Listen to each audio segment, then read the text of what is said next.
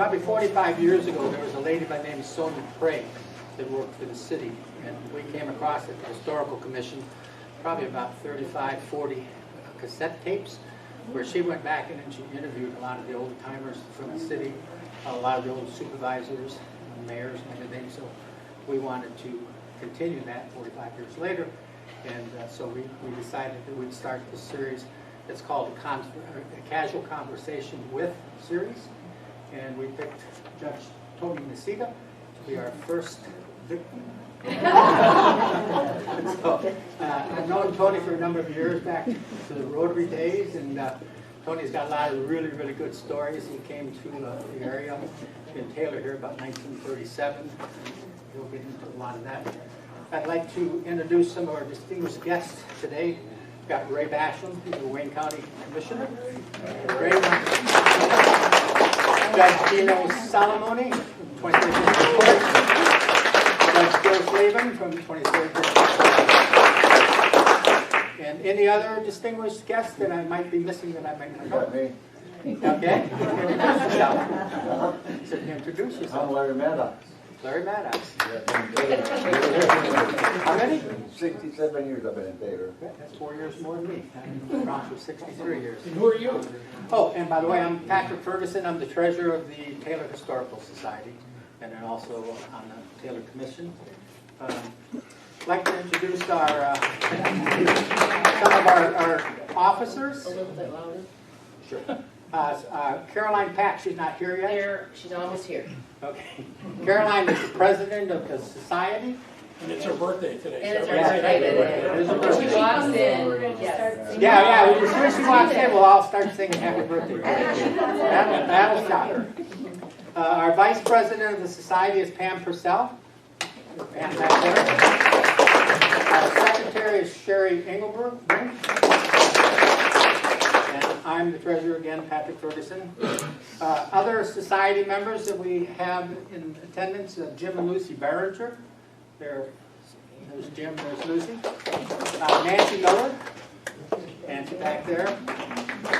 Pete, pronounce your last name. Lauke. Pete Lauke, member. George Guth, longtime member. Sharon Vesprini. There's Sharon right back there. And then also members is Judge Nicita and his wife Joanne.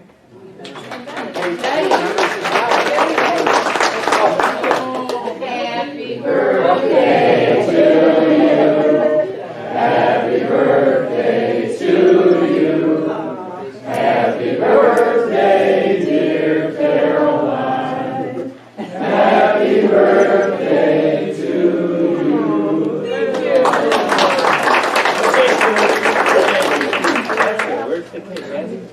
Oh yeah, did you bring the cake, John? Oh, I was supposed to bring the cake to my Thank you very much. You guys just made my day. So we're going to record all the future ones, and this is going to be our first one, so that it's going to be video recorded, so that we can look back on this 10, 20, 30, 40 years from now. Today's, that's started, I take it right? So today's date is Thursday, September 26, 2019.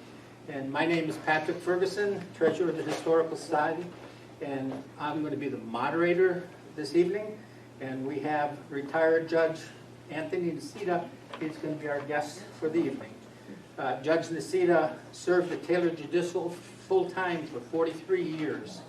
First as a Justice of the Peace for Taylor Township, then as municipal court judge when Taylor became a city in 1968, then a district court judge from 1980 to his retirement in 2001.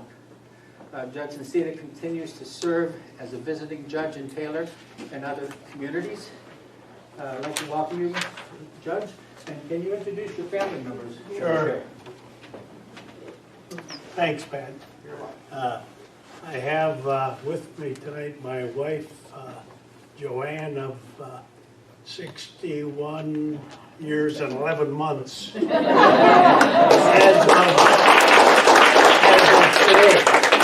of today.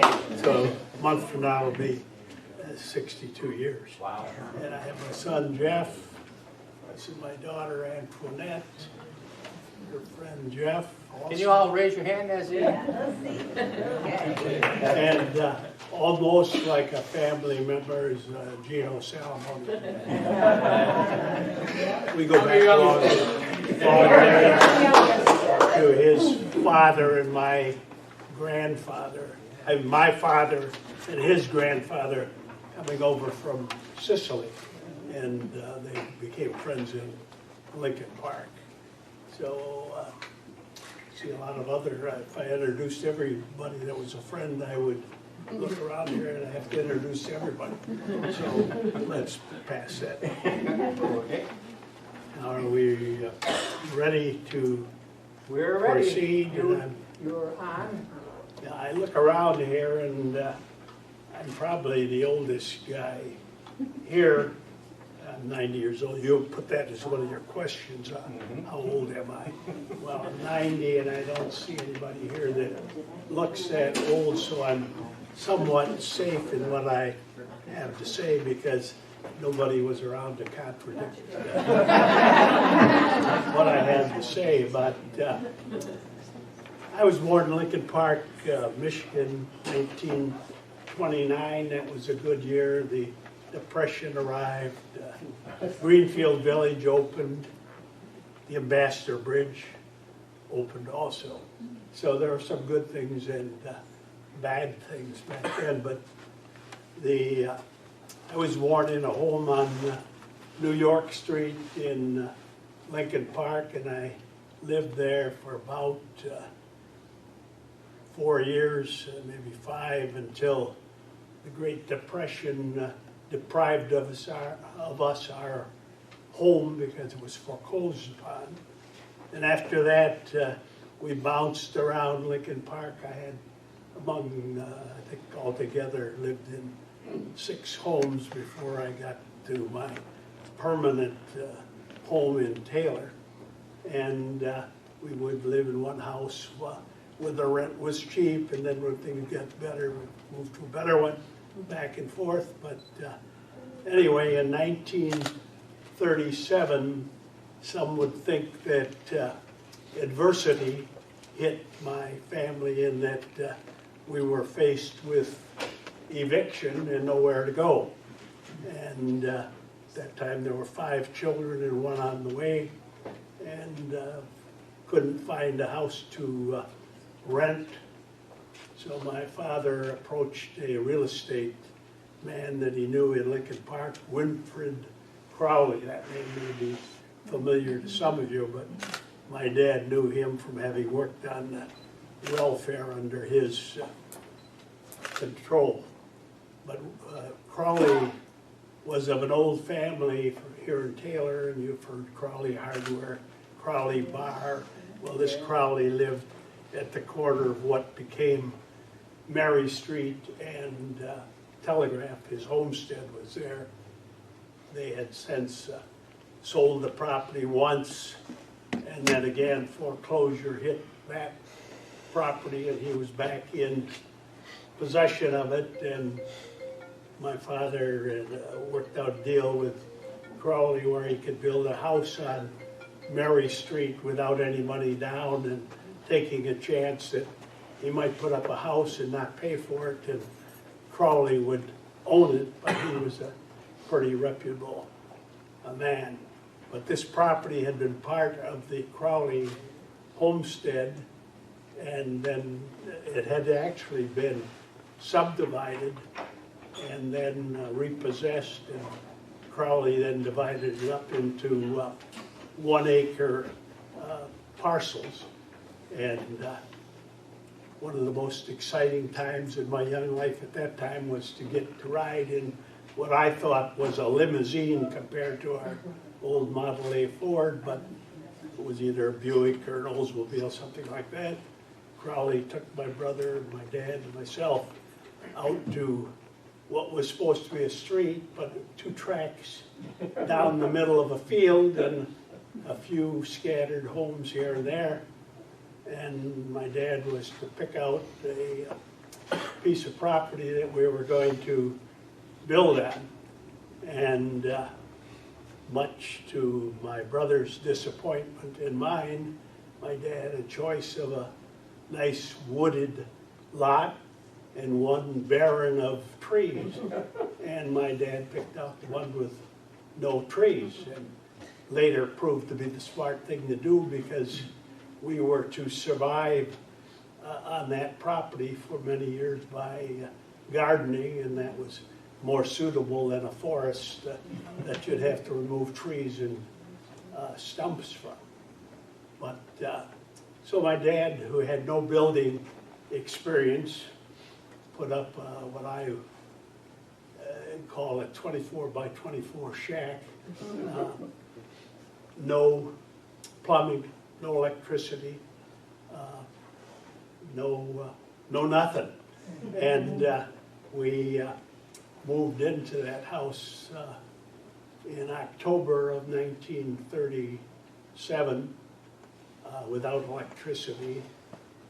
Electricity became available shortly after that, but you had to be able to pay the bill in order to get electricity, and we weren't in a position to do that at the time. So my sister, who came along on November 21st, 1937, was born in the home with kerosene lamps. Dr. Hammond, who was a township health officer, came to the home. And in any event, my brother and I and the younger ones thought this is quite an adventure, actually, to move out into the country and, in effect, be camping. And it was great until about December and January when the cold weather really sunk in and we didn't have heat other than a pot-bellied stove heated by wood that we cut down on neighboring property. But this property, as I mentioned, was repossessed during the Depression. And one of the interesting things I discovered about this property when we were there about a year, and I was shoveling some dirt at the end of the driveway, and I hit cement and dug a little further, and stamped in the cement was 1926. And then after a while started digging, and there were sidewalks on the entire street. Nobody knew it, but they were grown over with sod and not used. So that's about when that property was originally subdivided, apparently. I came from Lincoln Park School, Ropp School, and I was in what they called the 3B at that time, the second half of the third grade, and I got Taylor. Well, they didn't have A and B, so I ended up taking the first part of the third grade over again, which was probably the best thing that ever happened to me academically, because I don't think I was a great student in Lincoln Park, and I started to shine in Taylor. But the school at that time had no plumbing, had electricity, and I always remember my first experience going through the lunch line. They wanted to make sure we were sanitary, so there was a lineup of, there was, as I recall, the first person had a pail of water with a dipper. You put your hands under. You got, next one had an oil can that squirted soap on your hands, and then another rinse, and I don't recall how we dried, maybe air, but at least we were sanitary. But schools, at that time we had no recreation, played baseball, you made your own field, you wanted to compete with some of the neighboring schools, you found your own way there, and you had a smart guy in your class that organized it. But Taylor at that time had probably 5 or 6 grade schools, but I went to Taylor Center School, which had its own school board. Each school had its own school board, and mine was Taylor Township School District number 1. As I recall, Edgewood was number 5. I don't remember what Fletcher was, or Eurekadale, or the other ones, but it was a interesting school system. I graduated from Taylor Center, probably the biggest.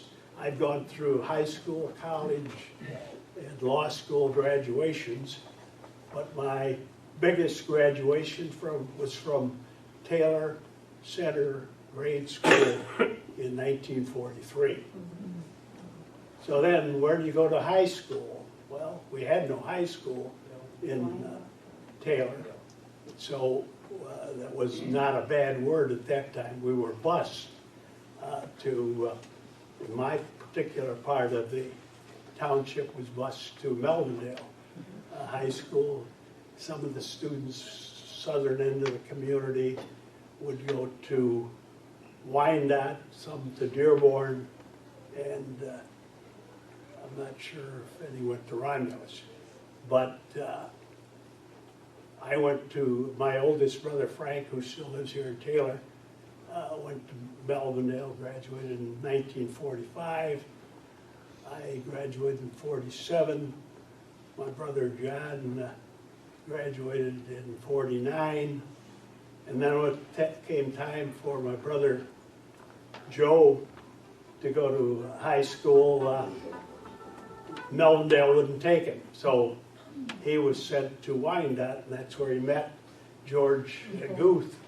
And George and Joe taught together in Wyandotte after he got out of college. But then when it came time for my sister to go to high school, Melvindale didn't want her, Wyandotte didn't want her. She started in Garden City, and Garden City took her for 1 year, and then she had to go to Southwestern High School in Detroit.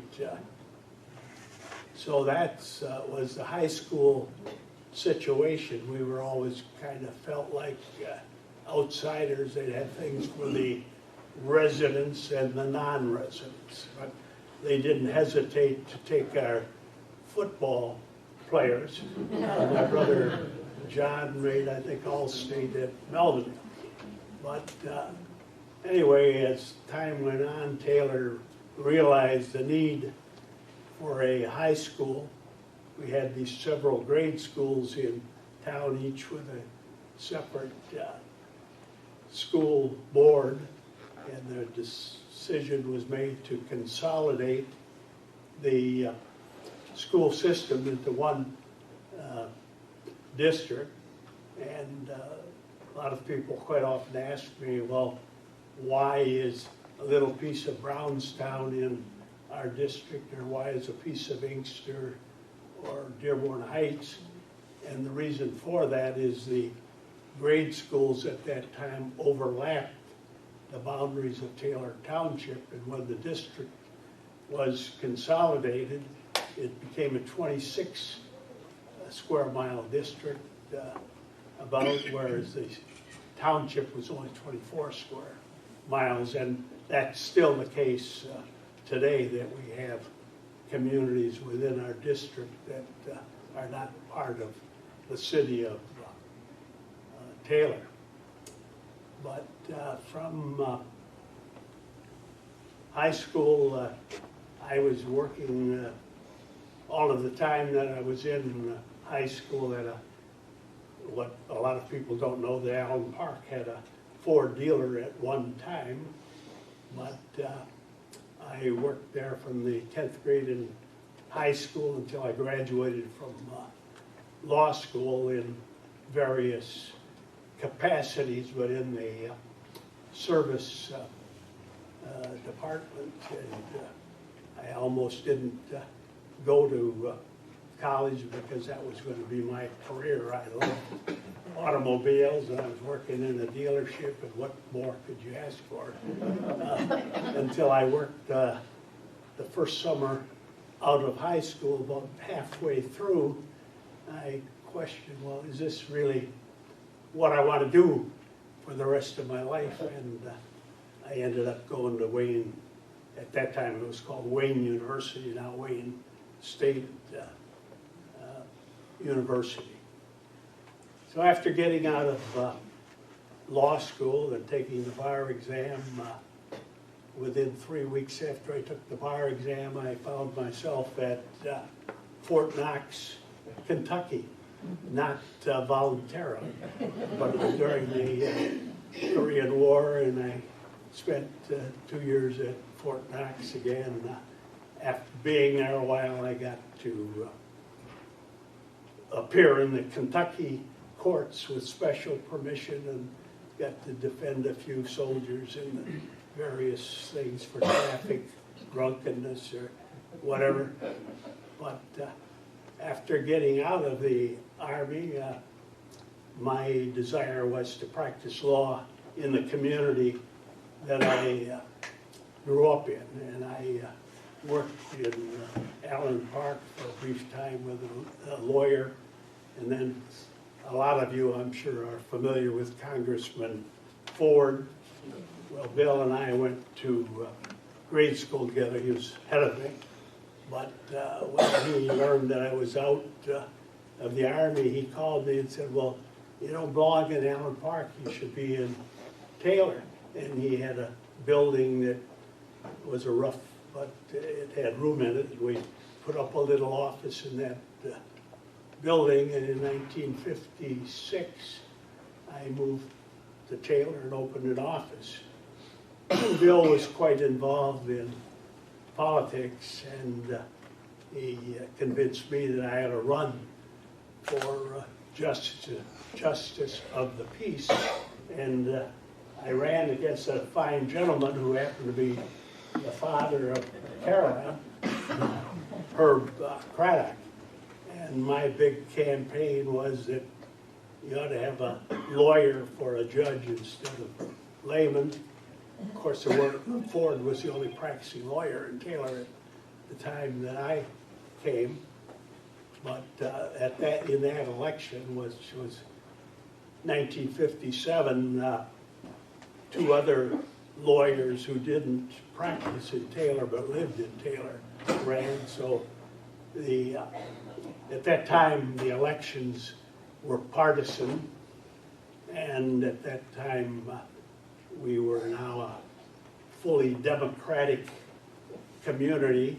So in order to get elected in Taylor, you ran in the Democratic primary, and if you got the primary nomination, that was the election. So when I ran that year, I was fortunate enough to come in first. Herb came in second, and the two other lawyers came in last. So they didn't completely buy my argument, because the second place went to a non-lawyer.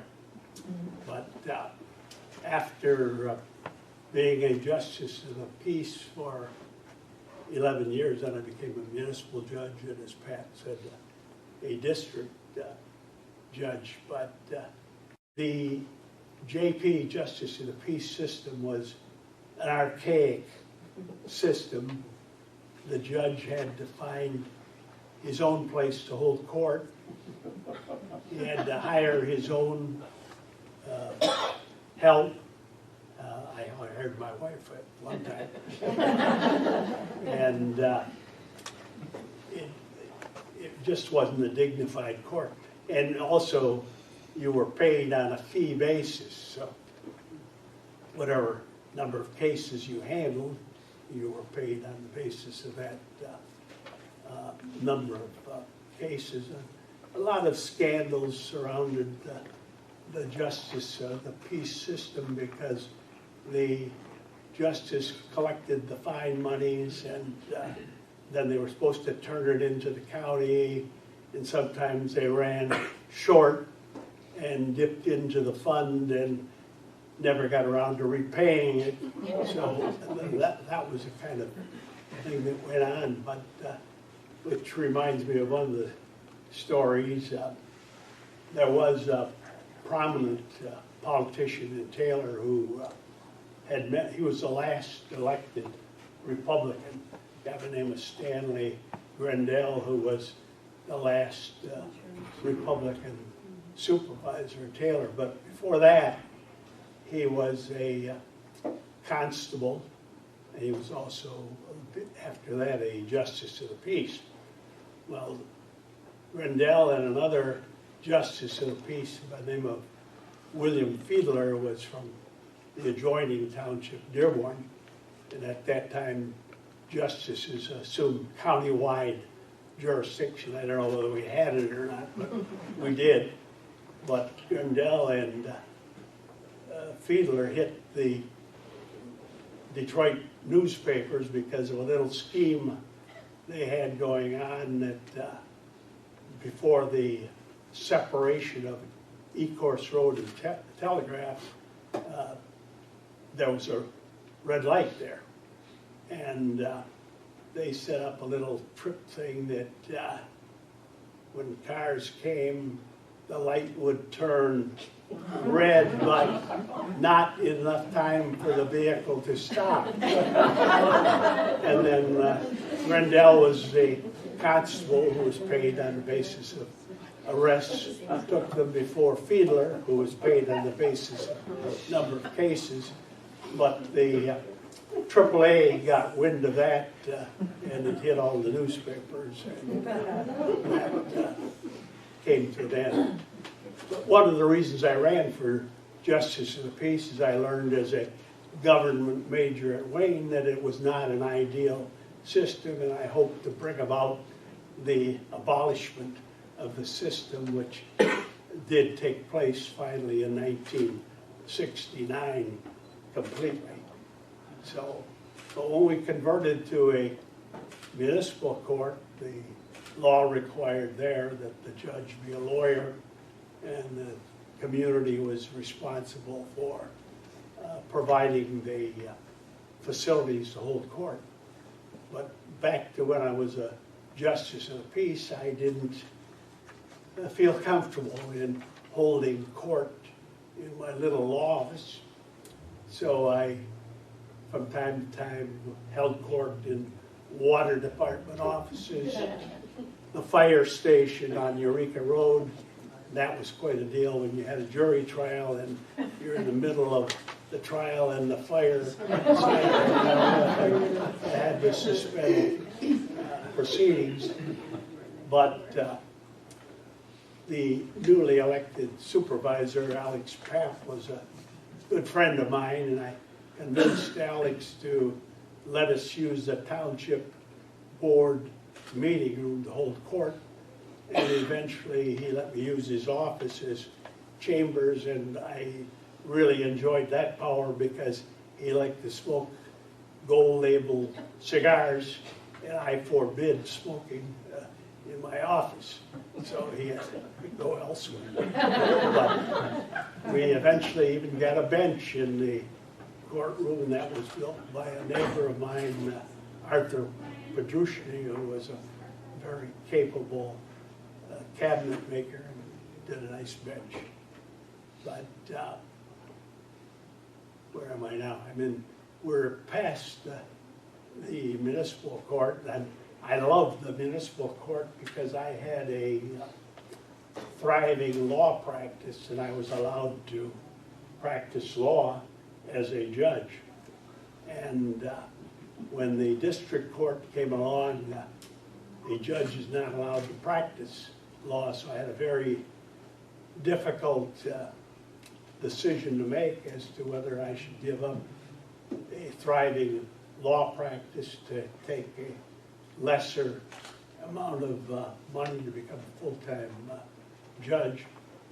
But at that time I had 7 children, and just discussing the matter with my wife, we decided that we could afford what I considered to be my first retirement when I became a district judge, because I only had to work 8 hours a day, whereas as a lawyer I was putting in evenings, Saturdays, and whatnot. So that was a decision I made at the time and proved to be a good one, and stayed there until the discriminatory Michigan Constitution forced me to retire, because many people don't know that the Michigan Constitution provides that a judge cannot run for re-election or be appointed judge after he hits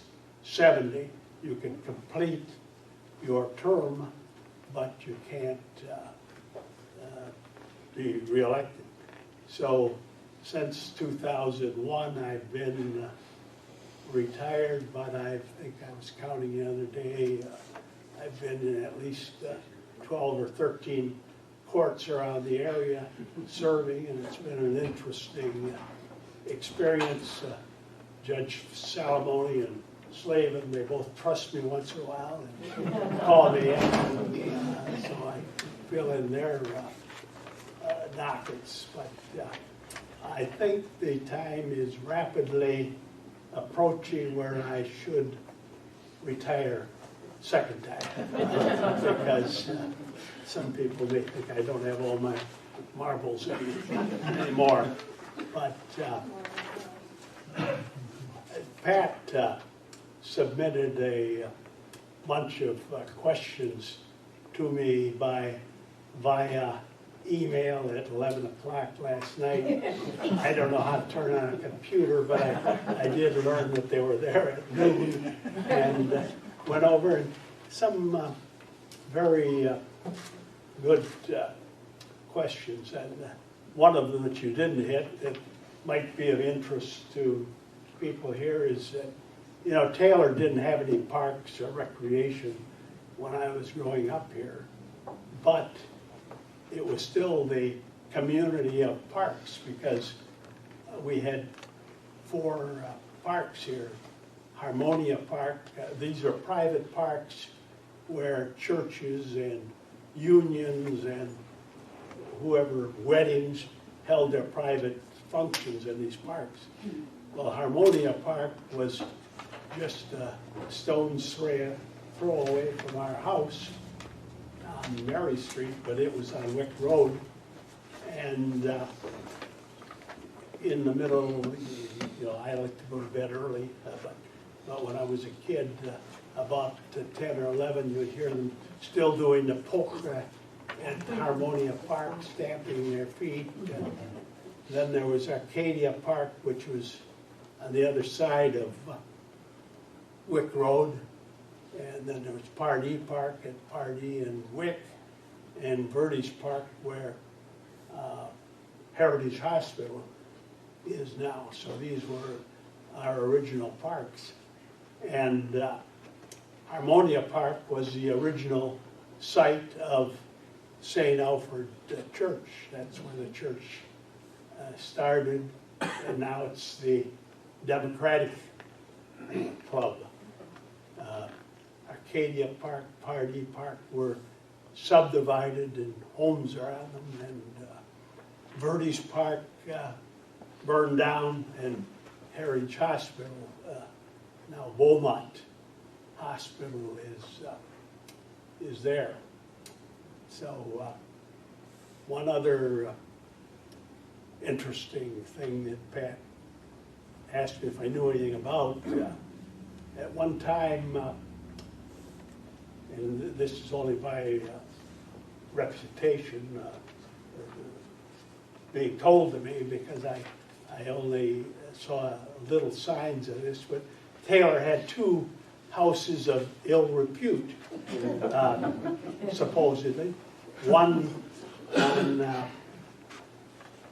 Pardee Road, just across from Masab Acres. There's a big brick house that was known as Hilltop House. And the other one was a Dutch colonial home that's on the street that borders the Democratic Club on the west side, and there's a big Dutch colonial. It's the only house on that portion of the street. And that was known as Patsy's place. And some people that I believe have told me that that actually was so. If you don't mind, I'm going to sit down. Sure. Do you have water? Oh, good. Yeah. Water. You want a higher chair or you want a low one? No, let's see if I have some water there for you too. Oh, thank you.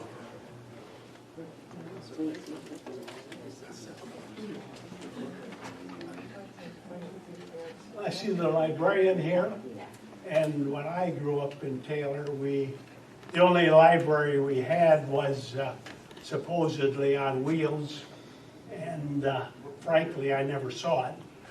But the first library that was in a building that I recall was, if you know where the Road Rangers building is on Goddard Road, just off Telegraph.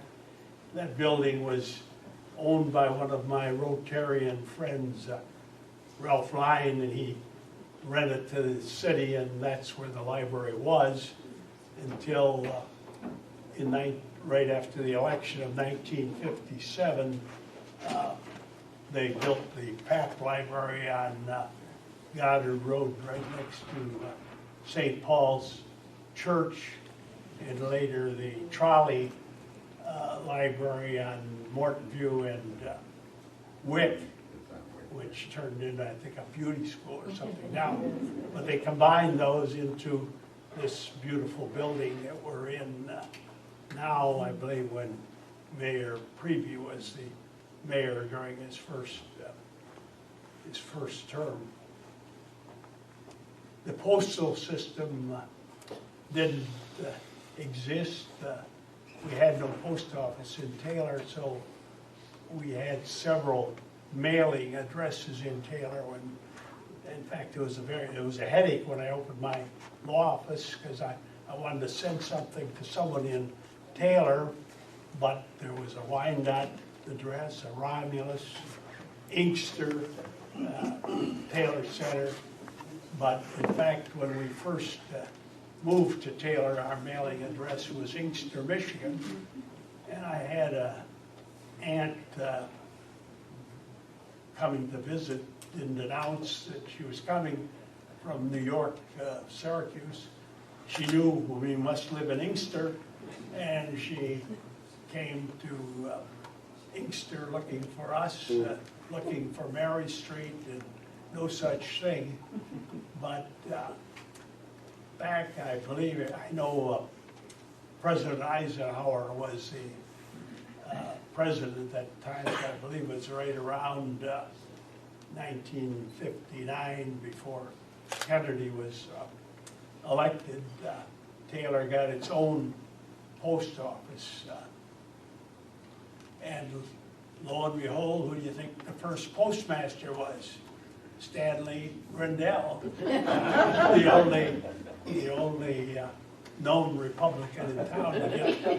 Even though it was all Democratic, the appointment comes from a Republican president.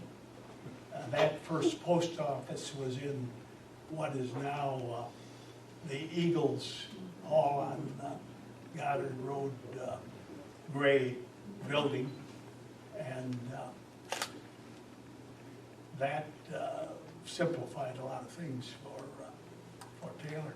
One other thing that on Stanley Grindell and all of his good appointments, he was a close friend of mine, by the way, and a good Rotarian. But he, at the time we first moved out here, the Secretary of State's office was also a partisan appointment. The person who was the local Secretary of State sold license plates, driver's license, whatever, and they got paid on a fee basis. Well, Grindell had his office on Telegraph, and right next door his insurance office. So if you went in there to get a license plate, said you got to have insurance, and you didn't have it, well, it's convenient. Right next door, you get your license plate. So Pat had a bunch of questions here. Maybe you can try to answer those. Sure. When you moved to the city, or actually the township, what were the roads and the automobiles like at that time? I'm talking the late 30s. Yeah, well, that Telegraph Road was a 4-lane highway, 2 each way. And that didn't become a divided highway until somewhere around 1963 when the state came through and condemned, took all of the businesses on the west side, and they were all wiped out. And we had some nice places like the original Colonial House had to be torn down. The Covered Wagon, which was one of our favorite places when we were dating, was on Telegraph near between Goddard and Northline. But all of these were wiped out and rebuilt, so that was Telegraph. Ecorse Road was paved. Van Born Road was paved. Northline was gravel. Pardee was gravel. Wick was gravel. Eureka was paved. But the roads, I'd say very few paved roads. As a teenager, what's your day consist of? What kind of hobbies did you have? What did you do? Well, my teenage years weren't what you would call leisurely. As I mentioned, even before starting at this Ford dealer that I worked at, I worked for a lot of farmers out here. The typical wage was $1 a day, and if you were a good farmer, you got a meal at the end of the day. My brother Frank and I started out in Taylor working when I think I was 10, and he was 12, picking raspberries at 3 cents a quart. So we had to pick 33 quarts each. You were picking raspberries this morning, you told me. I was. How much did Brian pay you for picking those today? Well, that's another story, but when I got done and graduated from high school, I swore that I would never look another raspberry in the face. But what was I doing this morning? Picking raspberries. But anyway, we got 3 cents a quart. I worked for, if you know where Inwood Gardens was, some of you do. I worked for George Coates for 8.5 cents an hour. That was $1 a day there. Then I graduated. I was a caretaker of a lady's lawn on Mortonview Drive. That she paid me 50 cents an hour. That was great pay. But I said right after entering high school, I didn't have much of a social life, I would say. It was, I get out of school and hitchhike to the place I worked at and hitchhike home and start the day the next day. And that continued through my career at Wayne University. You had mentioned as a child that you did some pulling weeds for one of your neighbors there. Can you tell us that little story? Well, that was the place that was across from Hilltop House. A blind farmer by the name of Martin Schumann. His farm was where Masab Acres is now. And I worked there briefly. We were just looking for money, and we got paid 5 cents an hour there to pull weeds. Of course, I was only about 10 or 9 years old, so the pay wasn't bad, I guess. But this blind farmer, Martin Schumann, if one of us would cut off a plant, he would know it because he'd go around feeling to see where the weeds were. And if there were any there, he wondered who cut off that plant. When you moved into Taylor, one of the reasons that Taylor didn't grow so much was after the Depression. There weren't any sewers, there weren't enough water lines throughout the city.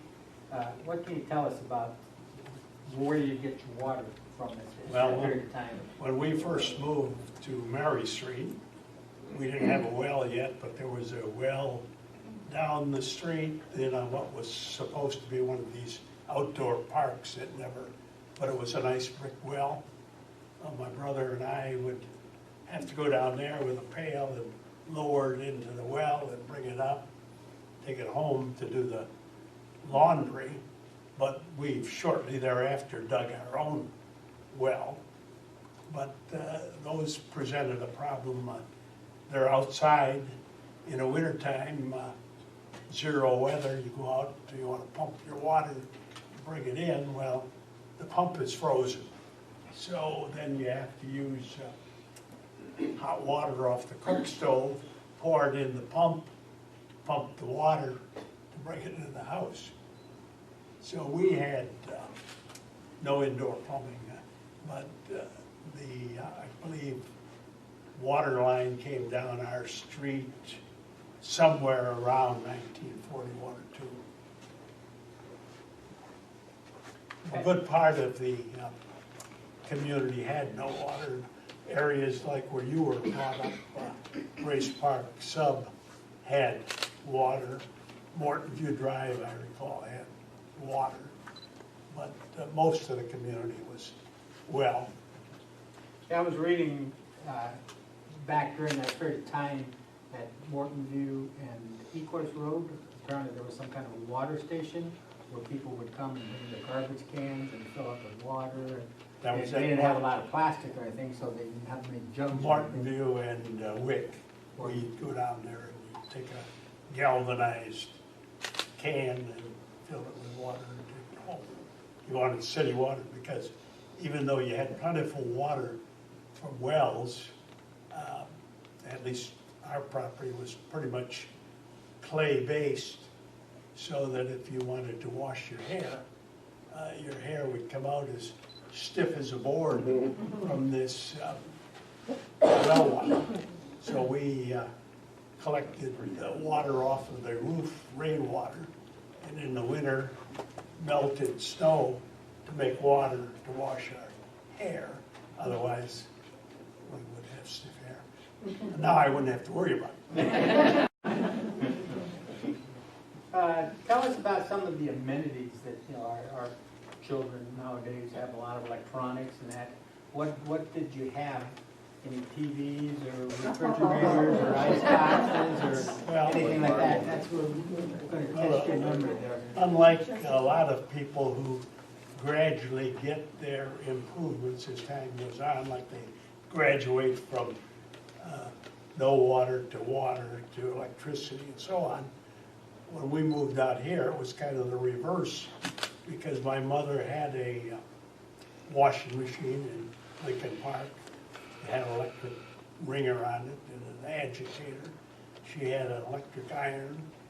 She had a gas stove.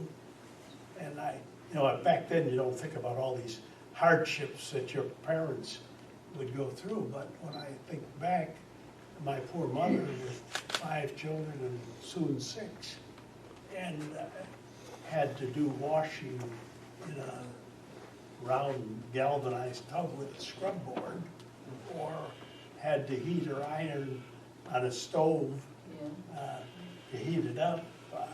So there's the things that we brought a radio with us from Lincoln Park, but didn't get to use it for a long time. You speak about ice boxes. Well, we didn't have a refrigerator, I think, until I was about in the 10th or 11th grade, but we did move to Taylor with an ice box.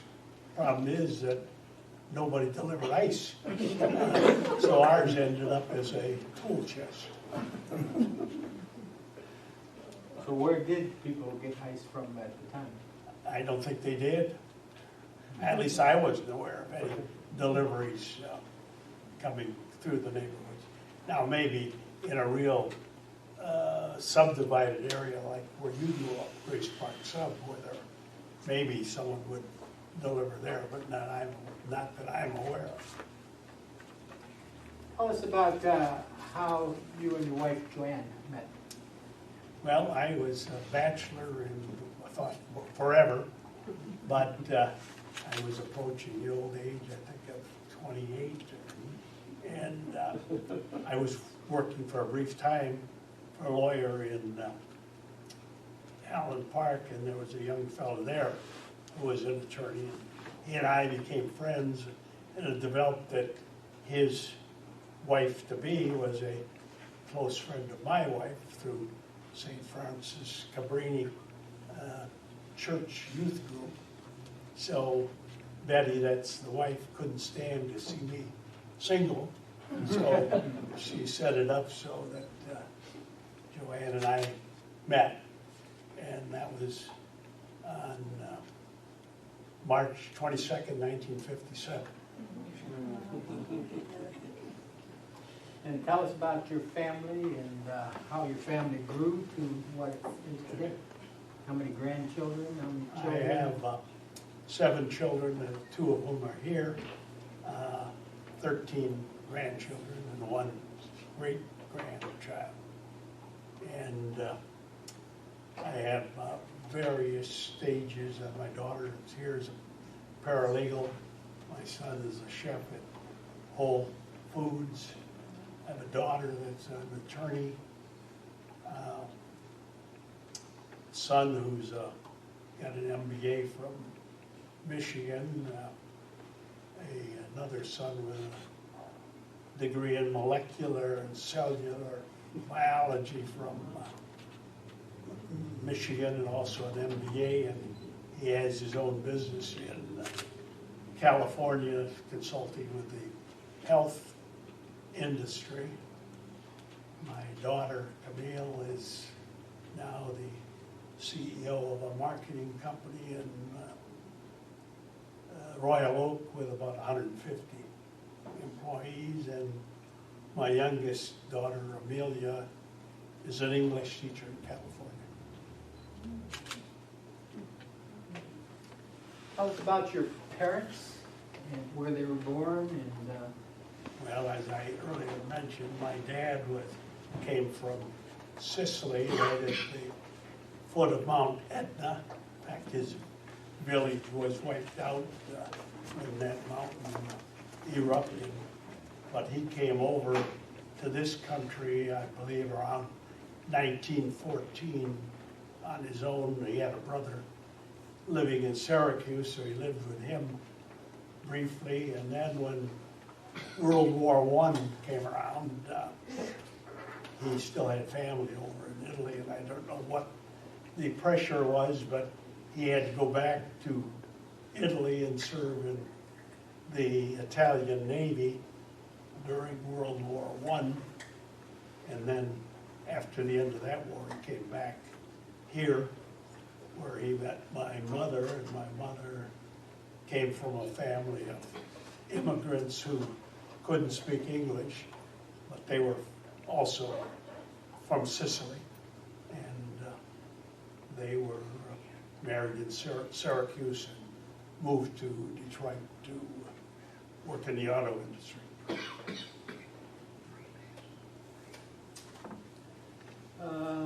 So your profession as a judge, how did that affect your family life? Well, when I was a part-time, still practicing law, it affected my family life in that I was gone quite a bit of the time, trying to keep up with a very busy docket in Taylor, and also keep up with a law practice. So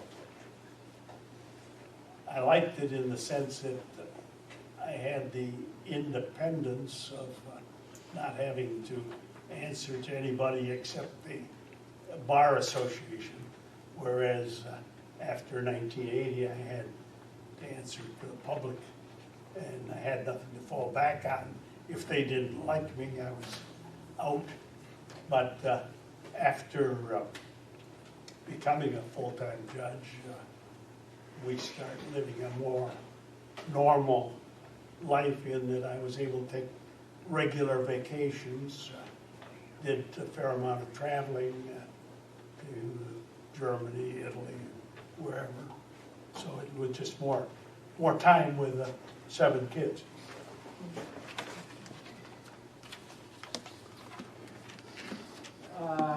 Tell us about the early police department and what your affiliation was with them becoming. When I first took office, I believe we had about 6 full-time police officers. The bulk of the policing took place by the Wayne County Sheriff and some by the state police. The police officers are pretty much political appointments. They didn't have to have any particular training. Some went to high school, some didn't. We had some real good ones. I mentioned Carolyn's father, but I believe it was her brother-in-law, Ray Queel. Was he your My uncle? mom's brother. Yeah. Ray was a police officer that, in my opinion, came up through the ranks and eventually became the first police chief in Taylor, and had a remarkable. I was amazed at how he could recall a license plate number or whatever. Just had that memory. And then we had some that I would say were pure racists who got the community into trouble because of their activities in that area. So probably, like any walk in life, some good, some bad. But kind of good. You mentioned to me when I talked to the phone this morning whether I remembered a guy named Pete Toma. Well, Pete was a guy that was, probably 6'3" or 4", had a voice that if he was out on Party Road, you'd hear it at Goddard. And he was always ribbing me. I didn't put enough people in jail and that sort of thing. But one Saturday night, he called me about midnight laughing. And he said, "Hey, Judge, I got somebody in your waiting room." That was my law office yet. And they're in a car. And the car was in the waiting room. He says, "It's one of those drunks that you let go."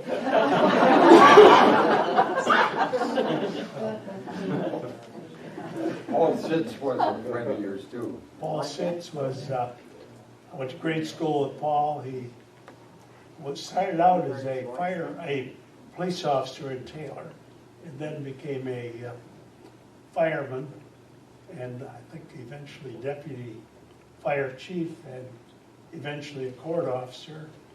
But if you wanted somebody that knew a lot about Taylor, you should have Paul here instead of me, because he really knew his stuff. What other long-term residents that you grew up with, can you think of, and any stories about them? Well, it's a story. I believe it to be true, but I only heard this through my father. But I'm told that when we were moving on to Mary Street, building our mansion there, 24 by 24, tar paper. Next door was a house with a basement with a roof over it. And that was the general nature of the community, but of the street. But I was told long after that the neighbors, when they saw we were moving in, or getting ready to build, had taken up a petition with the real estate broker, Crowley, that they didn't want any damn Dagos living on. Now, this is a very elite neighborhood. But anyway, I think that was a true story, but I say I can't vouch for it. The homes, as I mentioned, were all with wells, outhouses. Most of them had electricity, no water.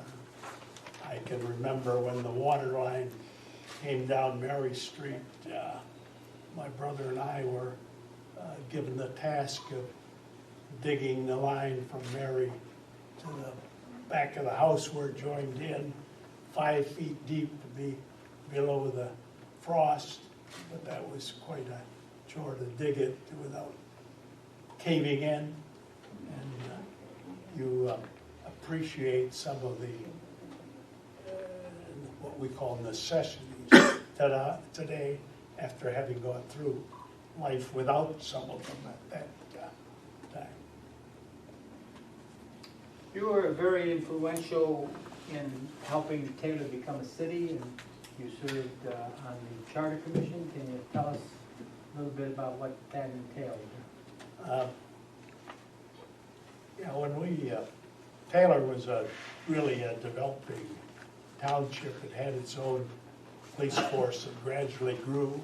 We had our own rubbish department, building department, so we were actually performing most of the things that cities do, but we were a township and limited in that townships don't take care of their own roads. The county takes care of those. The fine monies from courts in townships go at that time to the county. In cities it stayed with the community. So anyway, Alex Papp, who was the supervisor at the time, appointed me as the chairman of a committee to study the feasibility of Taylor becoming a city. And this committee hired one of my old government professors from Wayne Lewis Friedland, and after the study he recommended and we came to the same conclusion that Taylor should become a city. So the next step is to have an election, and at that same election you elect a charter commission. Well, I was elected, I was elected to the charter commission, but I had nothing to do because the voters turned it down unanimously. And the big bugaboo was taxes. If you become a city, everyone said taxes are going to go up. So that failed. A couple of years later, Pat thought again that it was time to try again. The committee recommended again that we become a city. I was again elected to a charter commission, and again had nothing to do because the people turned it down unanimously.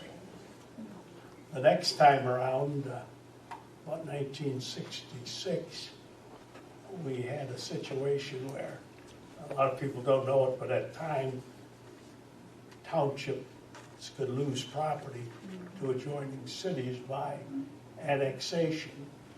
And there was a movement out in Dearborn Heights that they wanted the property between I-94 and Van Born Road, which they proposed to annex.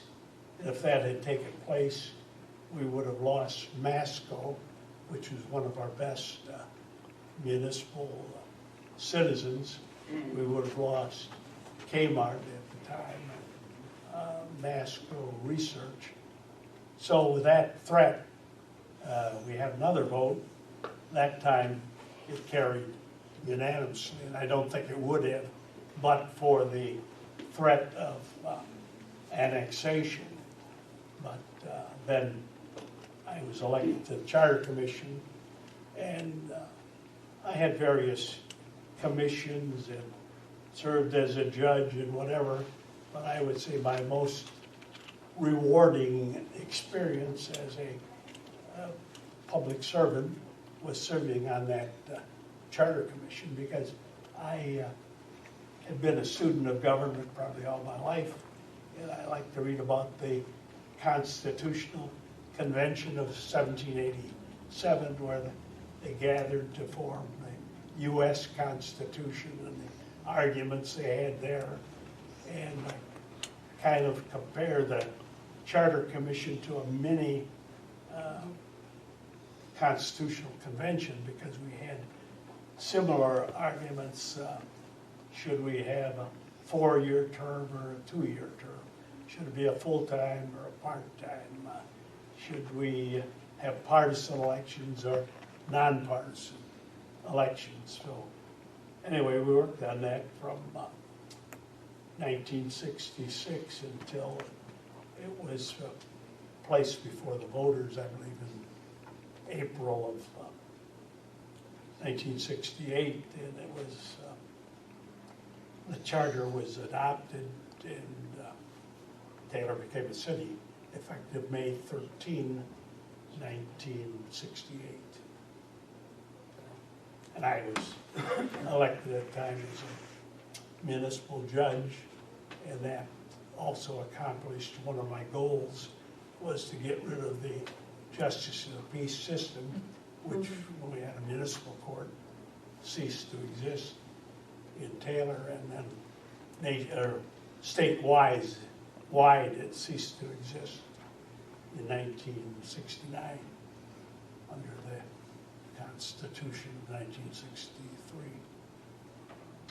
It's hard to believe that you're going to be 91 on January 1st, and you remember all these dates and everything, and there's some of us that can't remember what happened last week.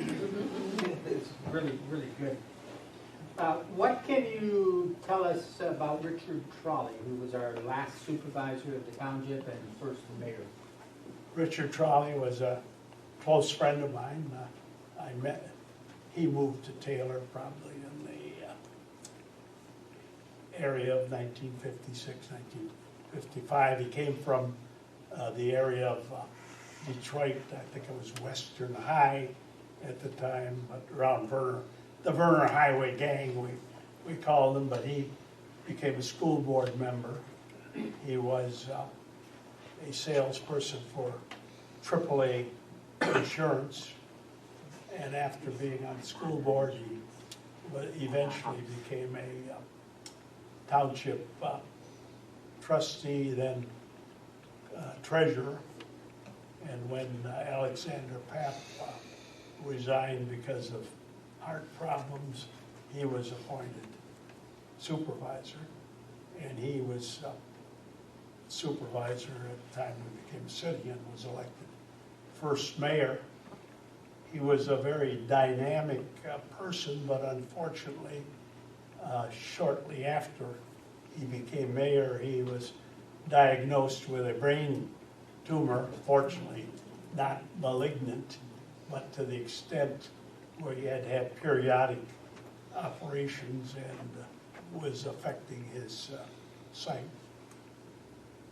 But I knew Dick until he died.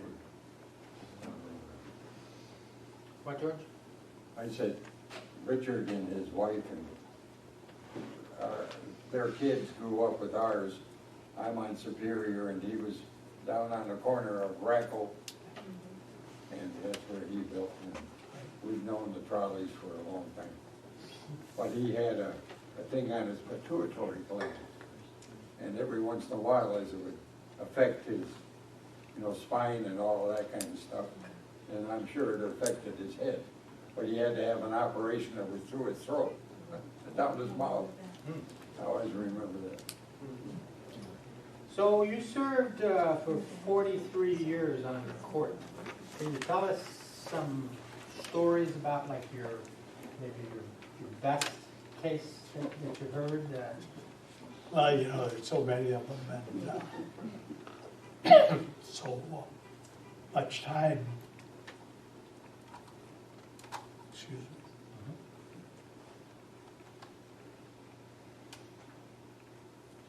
I can think of some matters that were not necessarily great cases, but impressed me as humorous. I always remember one lady calling me, and I was a judge, Justice of Peace at the time, said, I got skunks under my house.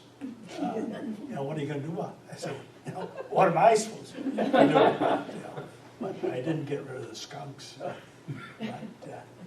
I performed a lot of marriages. I always remember the one where the guy was probably about in his 70s, and the woman was about 17. Trying to figure out what marriage is all about. Well, it was to give her hospitalization insurance. They got married and she got his insurance. I may not be popular here, but I don't think people should have guns, all right? But that will never pass. But I always remember one of my early murder cases where it was a neighborhood picnic up in the northwest corner of the community where this old fellow was there with his younger girlfriend, and they were there, and she was paying too much attention to people other than him, and he got upset, and she said, well, I can get along without you, but you can't get along without me. He went home next door, got his 6-shooter, came back, and she was dead. So that's one of my arguments about the availability of a gun in the hands of someone who would not normally kill someone, but for that gun being available. That lady was dead, but we used to be faced with a lot of neighborhood complaints. I recall right in my own neighborhood where we first moved when we got married. One time people in some cities, if you put up a fence around your yard and someone else joined into it, you had to pay half of that part of the fence. Taylor didn't have such an ordinance, but there was this neighbor that put up the fence, and then someone moved next to him and wouldn't pay for half of the fence, but came right up to the fence to utilize it. And then he decided, the guy that wouldn't pay decided he wanted a gate. So he put up a gate and hooked it to the post that was on the property line. So he said, I've got a right to utilize that post. And then when the original person who put up the fence was home and the guy that didn't pay was not there, the original guy took the bolts off the fence and the gate, and it dropped in the driveway and it resulted in a felonious assault case, or at least felonious assault, where the one hit the other in the head with a ball-peen hammer. So, those are the kind of cases that stick with me rather than the constitutional issues. We're going to open up to the audience any questions that you might have. So, George, what? Frank, your brother, was manager of Crowley's for many years. Would you share the relationship with that? Okay, Yeah. But before you do that, I want to let you know that when the Taylor kids were sent to Wyandotte, and Joe and Charlie Franks and a whole bunch of people, all of a sudden we had a great football team. And they said, when they sent the farmers from Taylor, we really start being the champions of our Border Cities League. As you recall, my brother Joe was not built like a football player, But he could run like hell. but he was the place kicker and the extra point kicker, and he was known in Wyandotte as Joe the Toe. But getting back to the hardware store, Crowley Hardware was opened right around 1936 by a guy by the name of Herb Crowley, who became a client of mine, but he was from the old Crowley family. And he had everything in that store, sold appliances, liquor, hardware, of course. And when people couldn't find anything somewhere else, they would go to Crowley Hardware and they could get it. And my brother's my brother's father-in-law bought that store from Herb Crowley right around 1950. And he only had one daughter, my sister-in-law. And when he died, my brother was a school teacher of handicapped children by education, but his father-in-law talked him into being a hardware man, and he took over the hardware store and ran it until it closed, and they built the drugstore and that shopping center on the corner. A lot of good memories. Any other questions? Ray? Yeah, my neighbor used to work for your brother. Mrs. Thomas worked for your brother at I Crowder's remember. Hardware. But I was going to ask you two things. How did you like the temporary courthouse on Pine Street? And then also, did you cry when a covered wagon burned down? Well, I knew the owner of the covered wagon, John Zeitel, quite well. And as I mentioned, my wife and I liked to go there before we were married and had family responsibilities, and they had the best music that you could dance to and name entertainment. I couldn't say that I cried, but I was very disappointed when that was wiped out, because John tried to establish a new place down around Champaign and Telegraph, but it never went over. But that old covered wagon had the covered wagon out in front and the logs. It was just a lovely place to go to. Did you like the courthouse on Pine Street? No, I didn't. It was, but, you know, when we became a district court, we had 2 full-time judges, and we had the old storefront on Goddard Road. I think there's a beauty salon or something in there now, but that was our main courtroom, and then we had the trailer on Pine Street, and Judge Sutherland and I would alternate by the month, taking the civil cases there and the criminal on Goddard Road. Any other questions?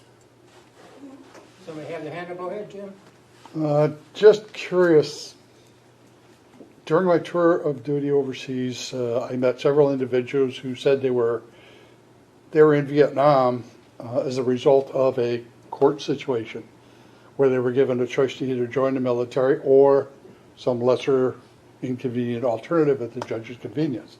Is that a practice that still goes on today, just out of curiosity? Now, the military is very fussy, but even I can remember back when a recruiting officer would bring a young man in who had some thing on his record, nothing major, and would want to get his record clear because he was all set to go in the service if he could get his record clear, and they went in. But today, I think it's difficult Okay. to pass that. Yes, sir. Back to when you were living in your mansion there on Mary. And did 2 things. Did the people around you have better means than you folks? And then if so, what did you guys do to keep your food fresh at all? We drive, well, first of all, people around us, a lot of them are laid off, same as my father was. I remember my father and the neighbor cutting each other's hair because they couldn't go to the barber shop. But as far as the preservation of food, in the summertime we had a well, and you want a cold watermelon, you put it in a pail and lowered it into the well, and that was your refrigeration, same to keep milk cold. But we started out with an acre, and there was vacant property around us, which we farmed also, and grew a lot of produce, a lot of beans.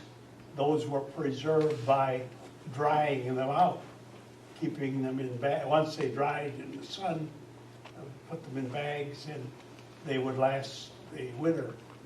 We would grow, as I recall, something like 50 bushels of potatoes. Well, our house at the time didn't have a basement, and there was storage place under where my father had placed a lot of sand.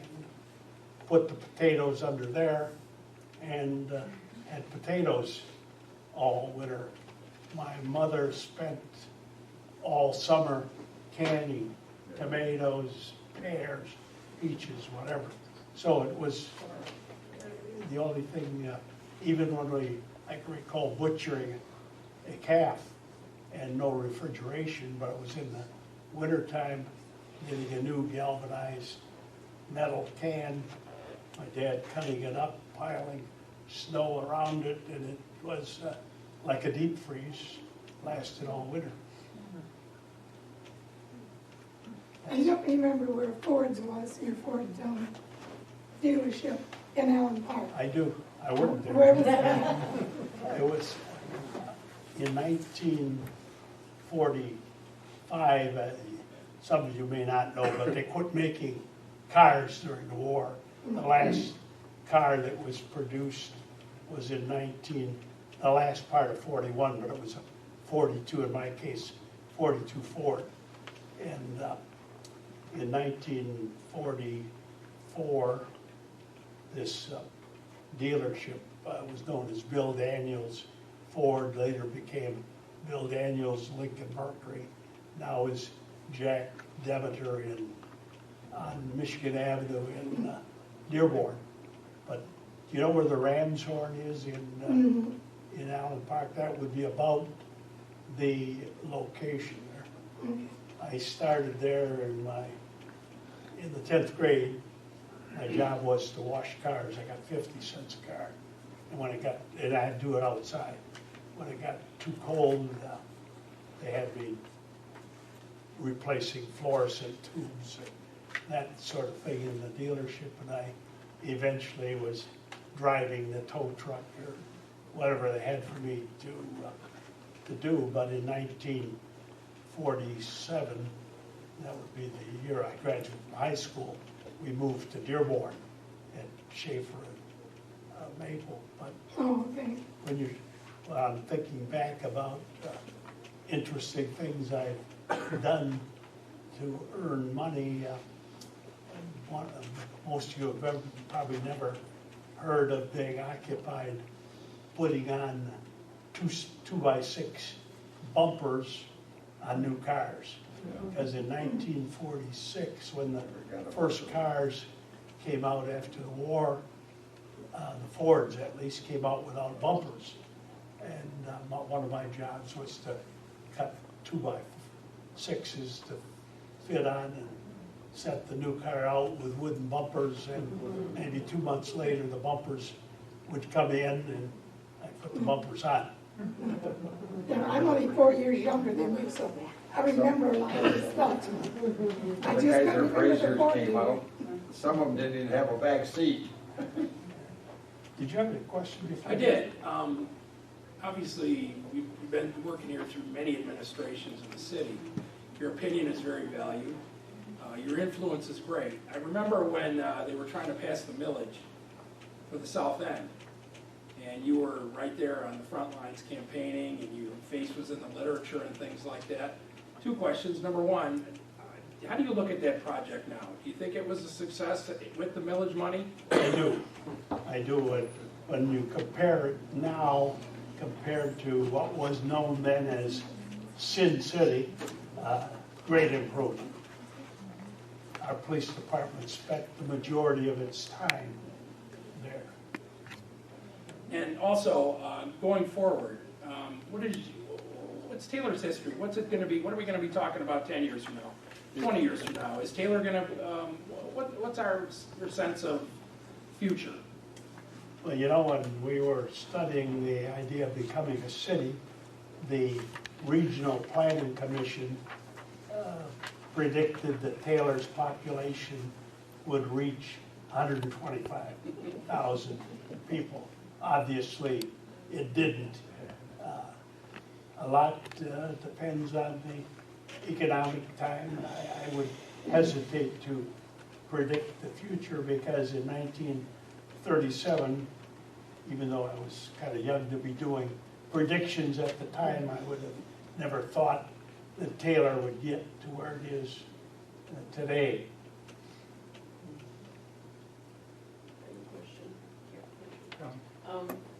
Can you tell us a little bit, if you know anything about the hand station? When In I that whole was, area. yeah, when I was growing up, hand station was not, in our minds, a train station. It was a place to go. And the place to go was a big pond that had been dug out, and you could catch fish in it. And that's where all the kids that liked to play hockey went to play hockey there, swam. So it was right in the area of where Atlas Oil is now. And I'm told, again, I don't know this to be true, that the pond came to be because when they built the overpass over the railroad and Telegraph Road, the excavation was to supply the dirt that was needed to build that viaduct. I said, I don't know that to be a fact. That's what I was told. Do you hear anything about Indian Hill or Indian things over there? No. No. Now, some of those recordings that we have from 45 years ago, I was listening to one of them, and there was one of our former supervisors that was talking where Fairlane was. There was an Indian village there, and so we're going to start looking back and listening to some of those other tapes that we have and see what we can learn from there, because some of these gentlemen were 90 years old at the time too, and they were telling it that was 45 years ago, so we'll be able to, now that we've got, Jim has digitized them, so we'll make those available to the public as well, so that they can listen to what history used to be. The 1876 map that we have duplicated and used, going up Telegraph, there was a lurch around because there was an Indian mound. And there's a book that's been written called Law Cabin or something like that, that's published by the Dearborn Historical Society. And it talks about Pardee, it talks about the early families that were in this area, and there's a story about that mound, how they went and dug it out and found things in it. So It's called now I have the story, bark-covered but if you house. look at that, there was a walker around, and it said the Indian mound. It's in the map. Yeah. Anyone else have any questions? Quick question. Sure. Hello, sir. I grew up on Mary Street. My parents bought in the late 60s, and I remember a couple of houses that had the run into the wells. So I'm really curious as to where your house was. Do you know where Pine Street Yes. comes in? Well, at that time, Pine Street didn't exist, but that was the westerly border of our property, and the house was about 150 feet from there to the east. The house burned down after my parents sold it, but two fairly nice homes were built on that property. Well, it would be about even with the Democratic. Wait, Jonah, I grew up 3 houses east of Telegraph Road on Mary Street. Oh, So I'm, yeah. Up in his old neighborhood.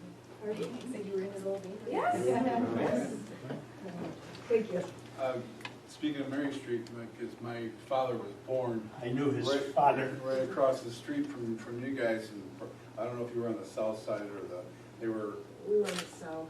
four houses, 5 houses on the south side.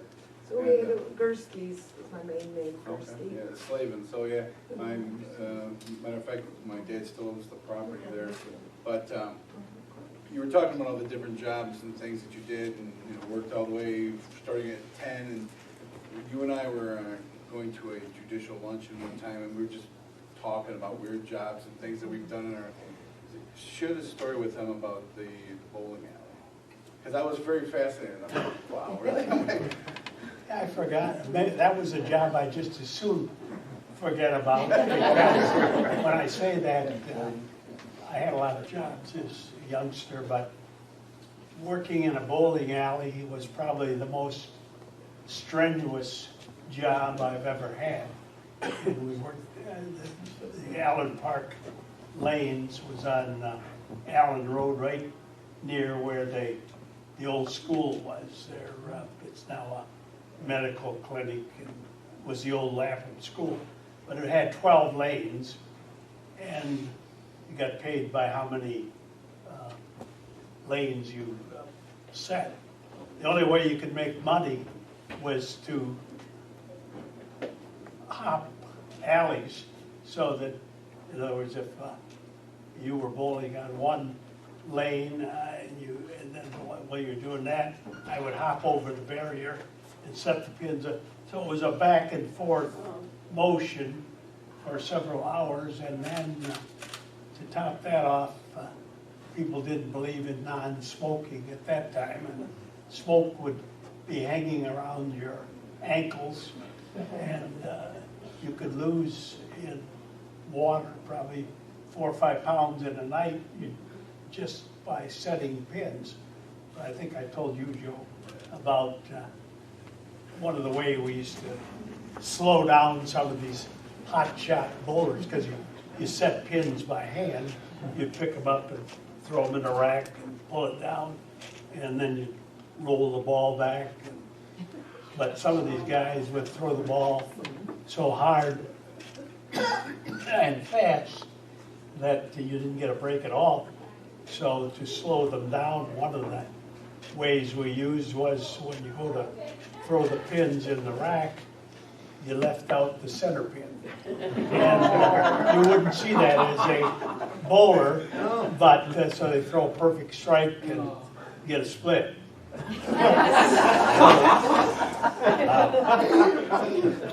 The other way is that, as I mentioned, you pick up the ball and send it back down the chute.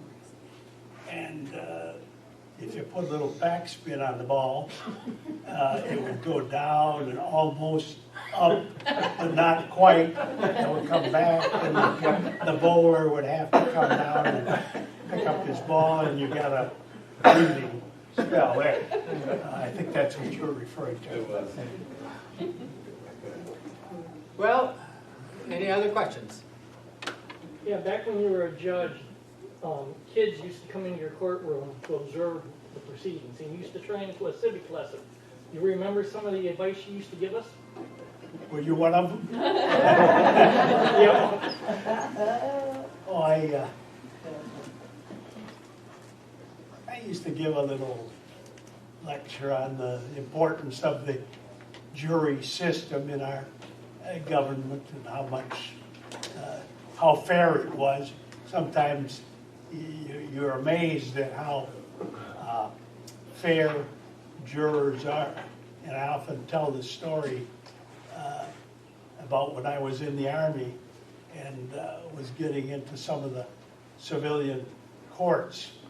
And I was called upon by a sergeant that was in the Army with me to go down to Cave City, Kentucky, to defend him on a reckless driving charge. I had no real experience at the time, because when you get out of law school, when I got out, you had no practical experience. It was all books. But we go down to Cave City, Kentucky on a Saturday afternoon and ask the judge, I'm a member of the Michigan Bar, I'd like the permission to defend this soldier. He said, okay. And I said, we want a jury trial. You know, a jury trial, huh? Okay. The arresting officer was there. His name, I remember his first name, Joe. He says, Joe, go out and get a jury. Now, I know that's not right, but where's the Supreme Court on Saturday afternoon in Cave City? So Joe goes out and gets the jury. And there's a big event in Cave City on that day, nothing else to do on a Saturday afternoon, a one-room town hall, like everybody's gaping, and we get the jury and had a big trial. The issue was this guy was coming home from Mississippi on Easter Sunday night and got stopped going around some of the hills. And so I didn't really know what to ask, but I got asking the officer questions about the weather and that sort of thing. And I happened to ask him what color was the car. And the officer says, two-tone blue. And I knew that was wrong, but I didn't say anything. But if I had been a smart lawyer, I would have made a motion to exclude the witnesses so they wouldn't hear each other testify. But this other police officer was in the room. Since his buddy said it was two-tone blue, he said two-tone blue, and that happened to be the wrong color. And the jury was out probably 3-4 hours. They came back and asked the judge whether the car was there. And I said, yeah, it's here. They go out and look at the car and come back shortly thereafter and found my client not guilty. And that placed a lot of faith on my part in juries when you could have a jury selected by the police officer who made the arrest in a town that didn't like soldiers and have an acquittal. And it was kind of humorous after the trial, the people shouting at the officer, "What's the matter, Joe, you colorblind?" Can't you see? So, anyway, but that was the type of advice I give students about the importance of jury trials, importance of participating in government and that sort of thing. We had another distinguished guest that came in after I made the announcements. We got Alex Garza here, who's our state representative for the state of Michigan. I'd like to thank all of you for coming. This is the first in a series that we're going to be having. Are you interested in the program, and do you want to come to see another one? And if so, who might you want to see? And we'll open it, for discussion. Or we're on Facebook if you want to just post something on Facebook and tell us what you thought of the program and who you might want to see. Do we have anybody in the queue at this point? No, Tony was our first one. So at this point, we're looking for probably elderly people because not that Tony's elderly, but they've got a lot of history to share, and so we're open to suggestions too. Once again, thank you. Question? As a member that used to appear in front of him and not as the bad guy, He was a cop. I can honestly say that he surprised me with his knowledge on the bench. I didn't always agree with it, but there were several times that I would go in front of him and he would go, "Well, they just ruled in the Supreme Court on da-da-da-da-da, and it probably hasn't even been printed." And a week later, he would find the article and it was, yes, he had it. So, as a judge, you couldn't have asked for anybody that was more fair and more knowledgeable than Tony.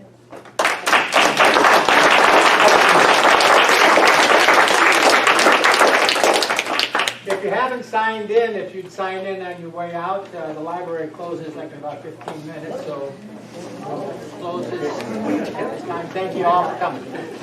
We get all the commissioners and board members and the judge so we can Also, the Historical Society meets the fourth Thursday of each month, so if you're interested in furthering your knowledge and sharing, we meet at the museum. Yeah, I got two. Oh, no. He said no. What did you think of this?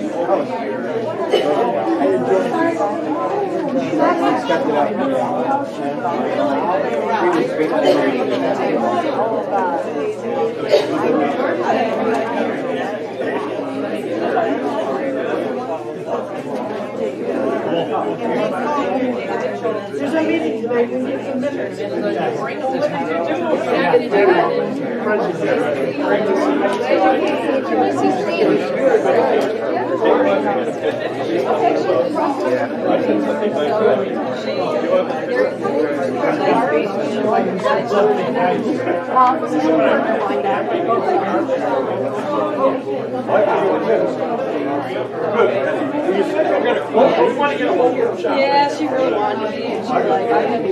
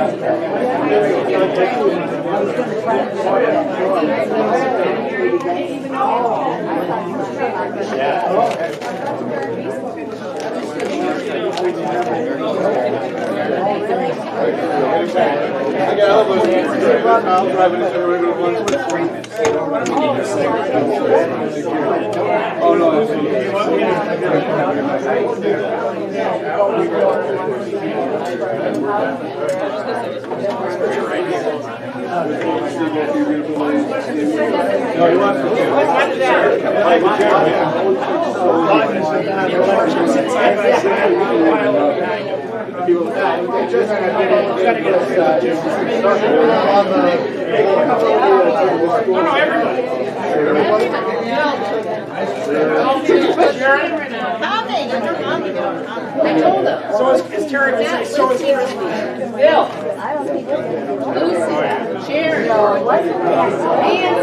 I remember so many of those things. Yeah. I remember well, and remember yard over there. Yes, and my mother was to clean houses.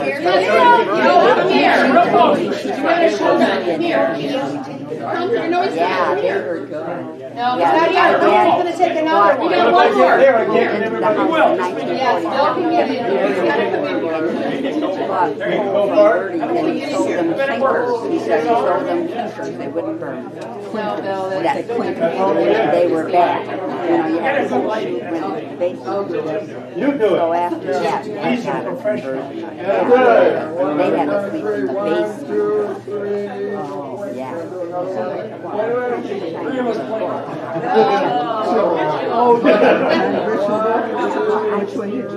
Now look at Rich. This one. Now look at Jim. Over here. Look at somebody, we don't Now care. Rich, you got All right. Hopefully you got at least one in there. fading the green. And they're enlarged pictures. Come on, That's Colonel. nice, yeah, because my eyes burn. Oh, but I got these for Danielle, because she loves John Grissom, so she might have read these.